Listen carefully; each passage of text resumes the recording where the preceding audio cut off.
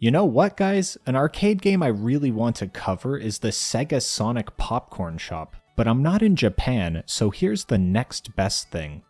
Relative to what we usually talk about here, this is a pretty old game. It came out back in 2002 from Baytech Games. This one's pretty straightforward. The game will heat up some kernels and make them pop out, so you gotta catch them all. Each piece of popcorn you get in your bucket adds a point. And obviously the goal here is to play for the highest score you can get. The machine can be set into several different scoring configurations. The highest it can ever pay out is 50 tickets. It can be set to flat payouts regardless of your score, but we don't need to waste time thinking about the ticket potential, because a cool arcade like this one will show you the potential payout score ranges on a decal like this.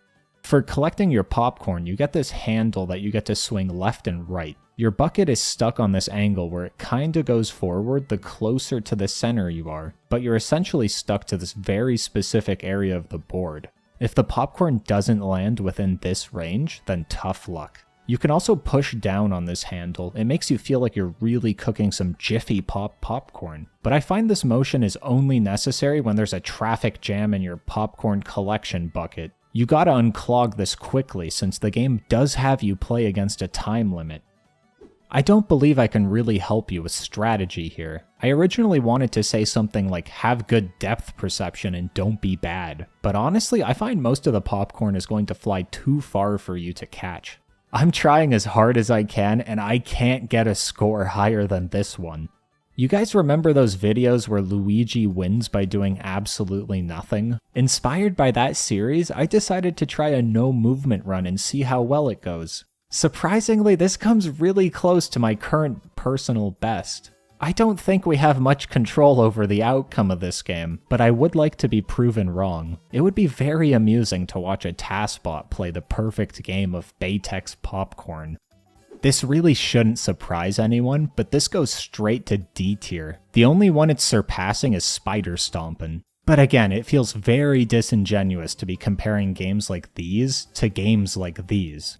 For starters, I think ticket inflation has doomed these games from the start. It's no fault to the games themselves. Oh, and shoutouts to this comment for adding some valuable social commentary on ticket inflation. I can't say I was paying attention to ticket economies when these games came out, but I believe this comment. It confirms that the possible 50-ticket jackpot of Baytech's popcorn would have been the standard, and would have gone much further in the prize room back when it came out.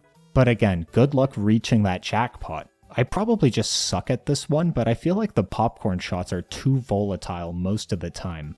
A more important reason to consider is that these games should be played for fun, not for the tickets.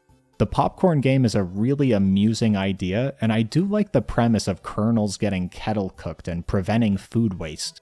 The choice of ping pong balls really adds to the charm.